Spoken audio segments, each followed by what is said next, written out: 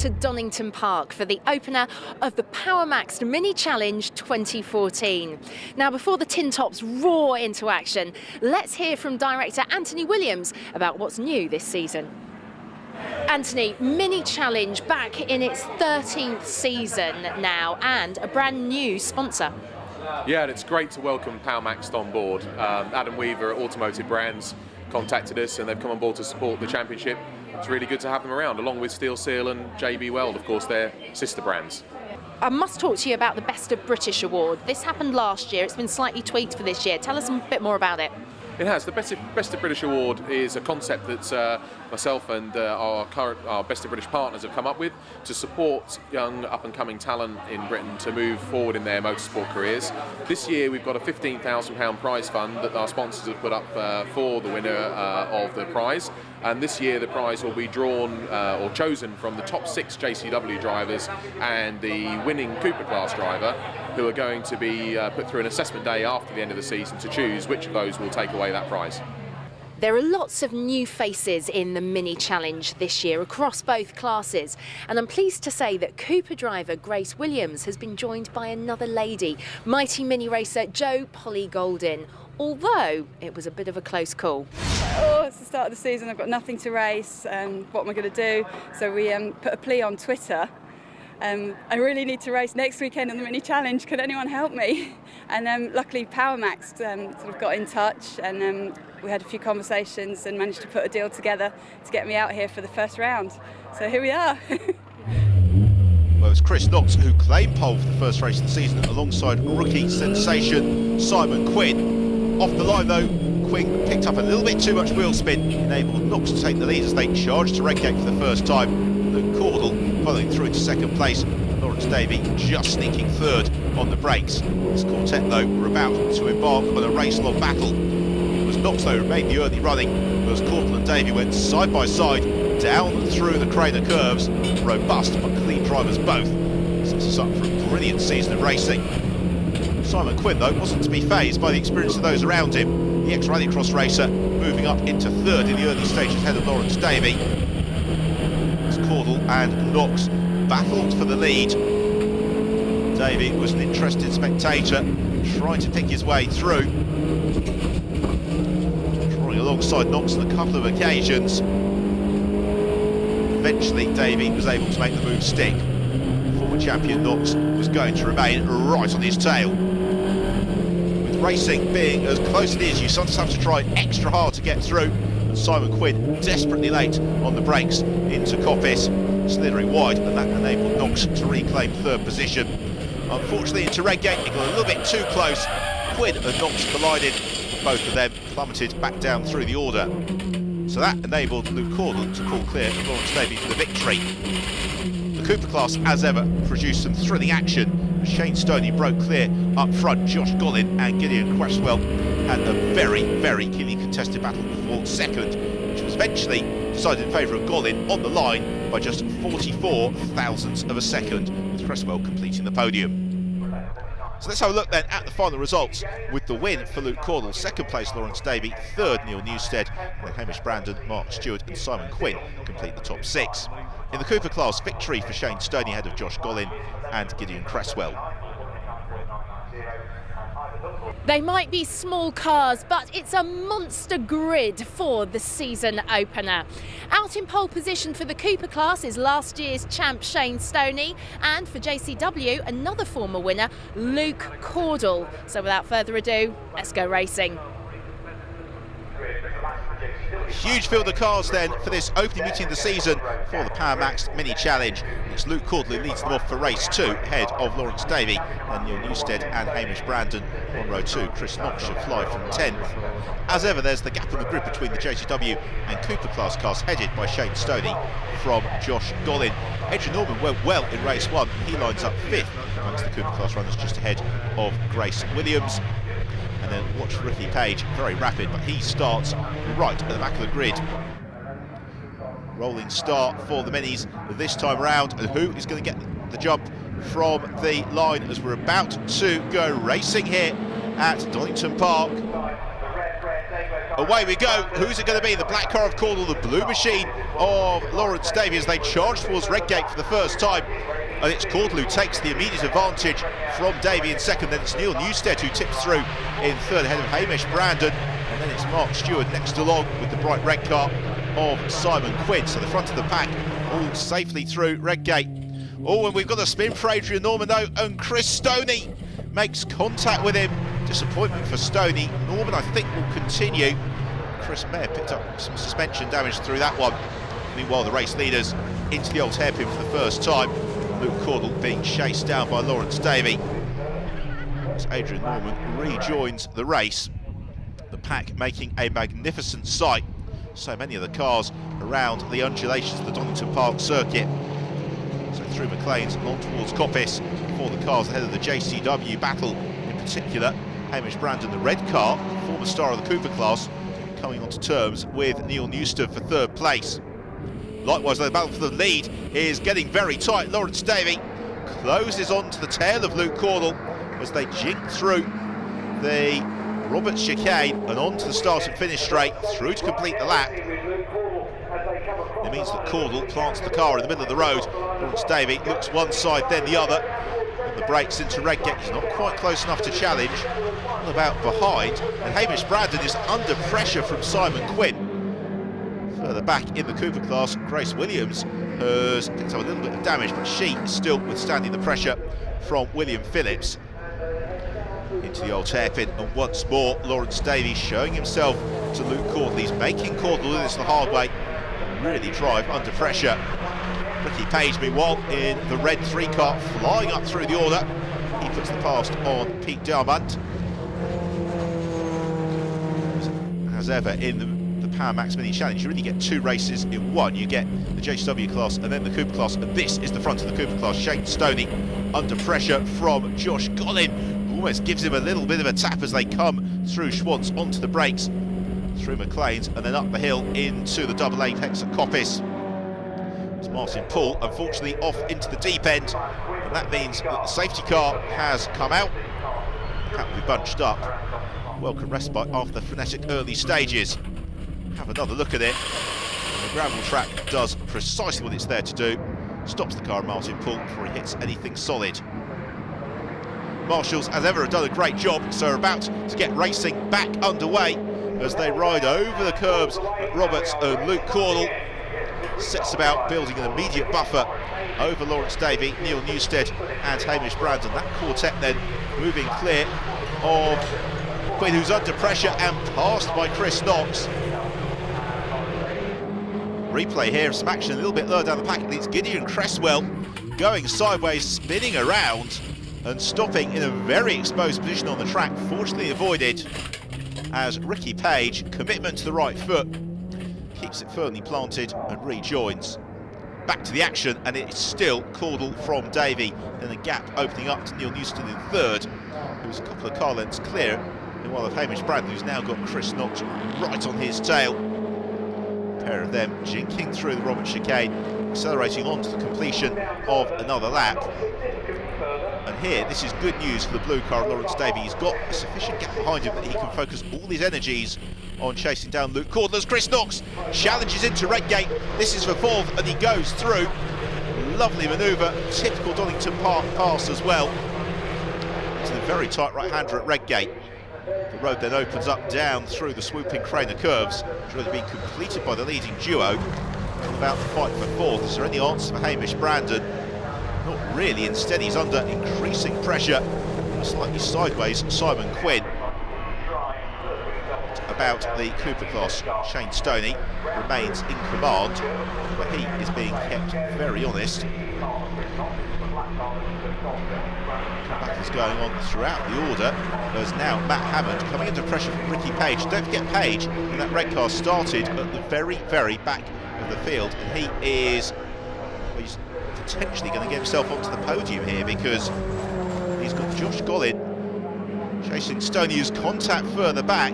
Adrian Norman once more involved. The other driver caught up is Keith Issat. I have a feeling that may be that for the pair of them.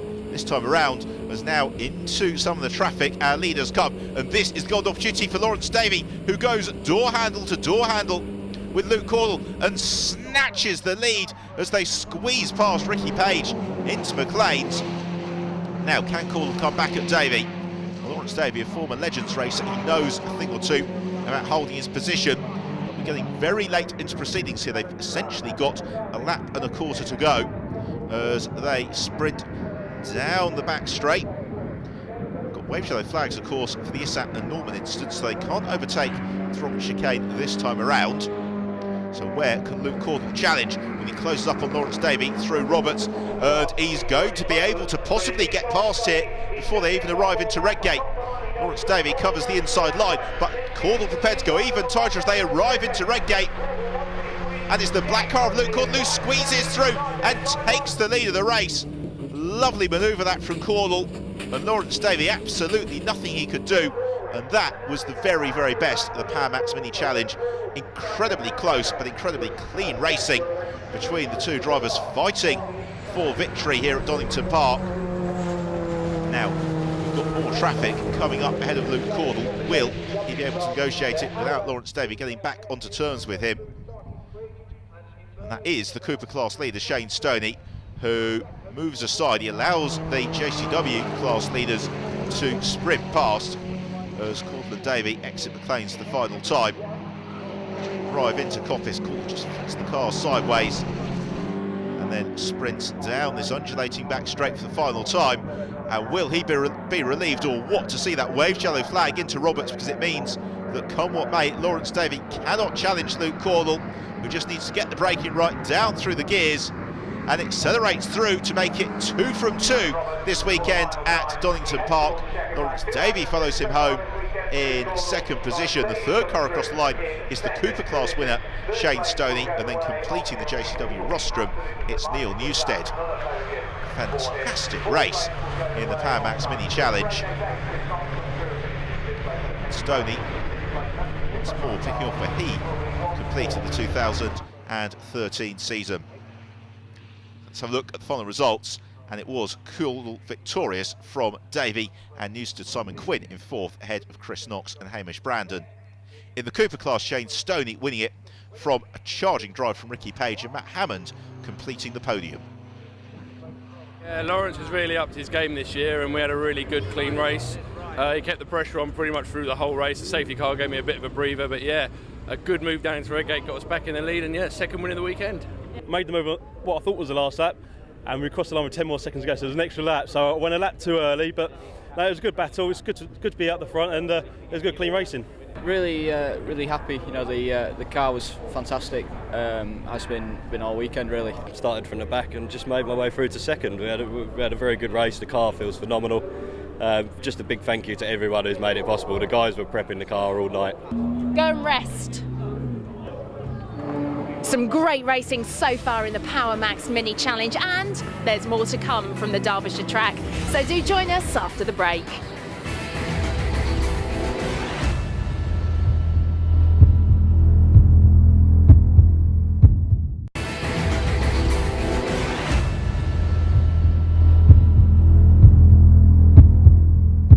Team Accelerate have got a couple of new drivers added to their roster.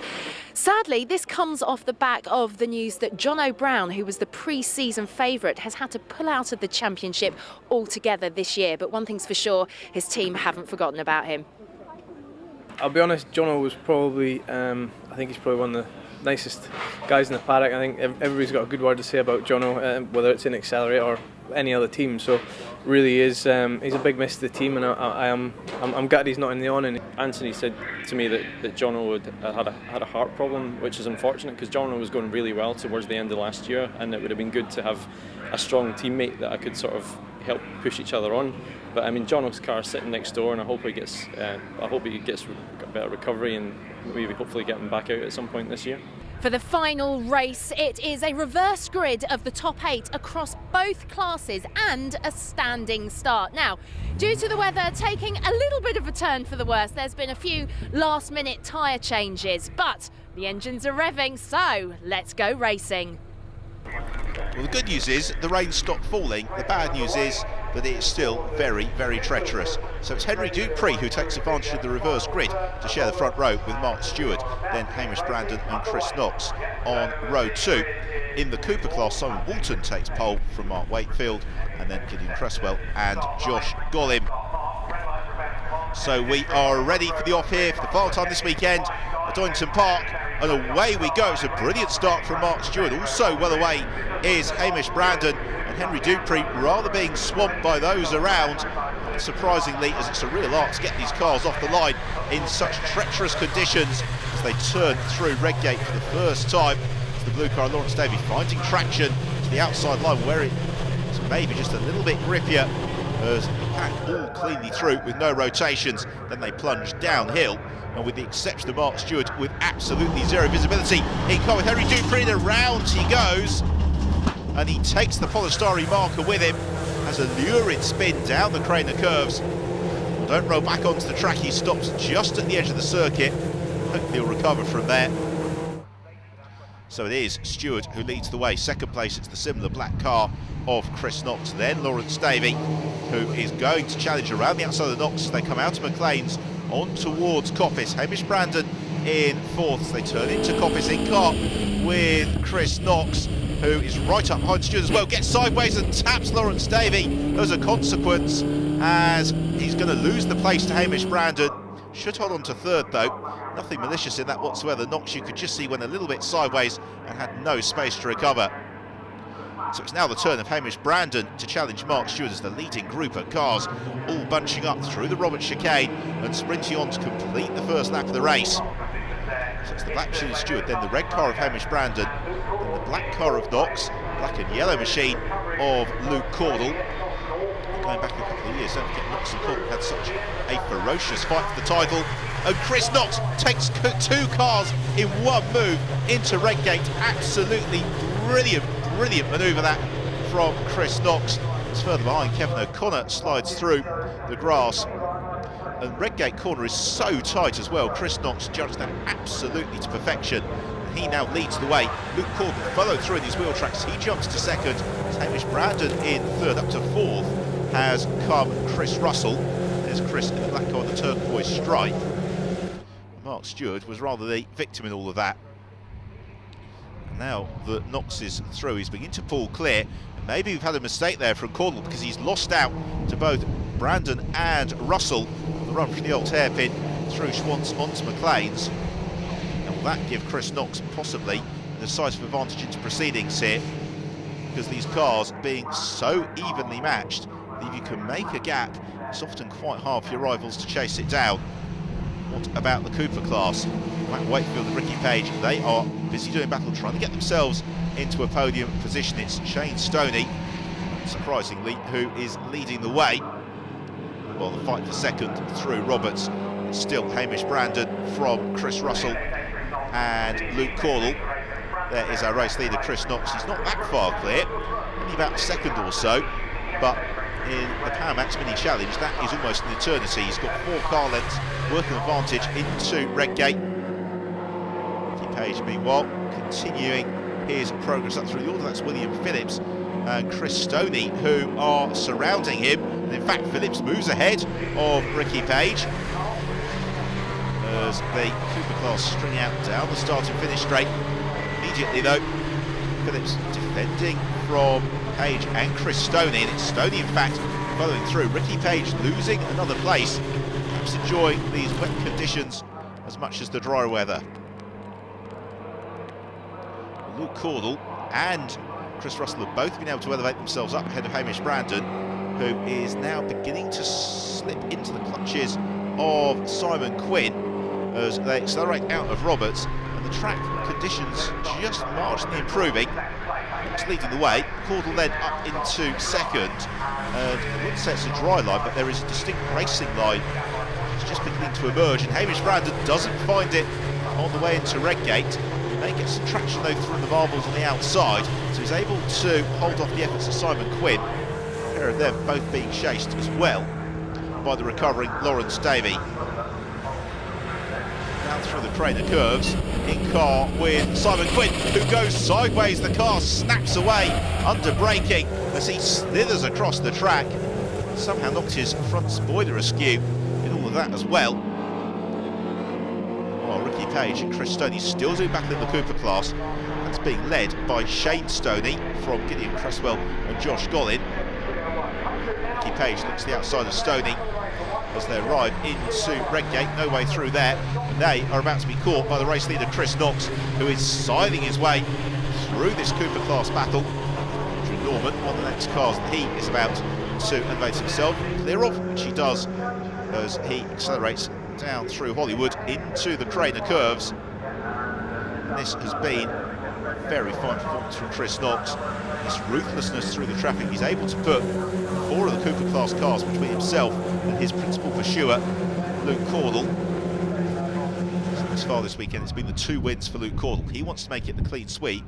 Chris Knox, though, would like to notch up his first victory of 2014, and at the moment it is looking very strong, this for Knox. Still got a way to go, though, as they climb out of McLean's into Coppice, a tricky corner Coppice, because you can't see the corner until you've essentially turned into it. You've really got to rely on your experience to get the braking point just right.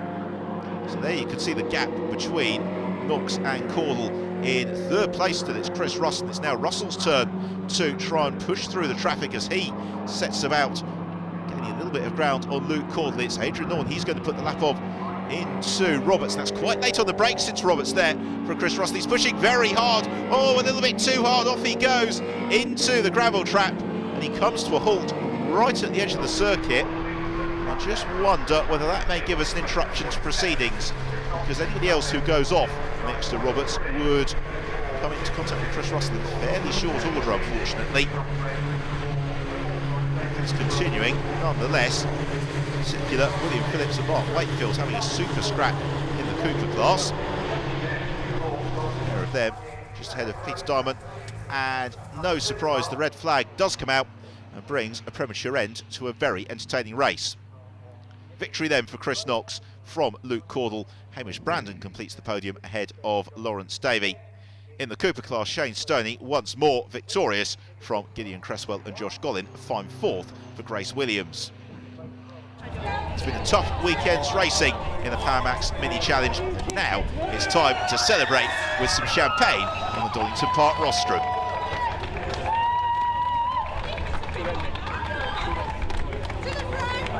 You actually seem to get a really decent gap early on as well. Yeah, that was the whole plan, just get my head down, get away from the guys, let them tussle it at the back, and it gave me enough room so that when I came up to the club cars, that I had sort of as much of a cushion as possible. I've had a few problems over the weekend, particularly Friday, but you know it's been really good. We've finally got the car working in the wet, which is good. Thanks very much. Presentation time for Sunoco driver of the weekend. It's Neil Newstead in the JCW class, and Ricky Page claiming the honours from the Cooper class runners. So 3 races down, and here are the standings for the JCW runners, with Luke Cordell leading the way from Lawrence Davey. And in the Cooper class, it's Shane Stoney from Gideon Cresswell and Josh Gollin. We're going to be at Brands Hatch in a few weeks' time, so I hope you can join us there. It'll be the mini festival. Until then, don't forget you can keep up to date with everything that's going on with the mini challenge by following us on Twitter, looking at the Facebook page, and also, of course, the website. But for now, from Donington, it's goodbye.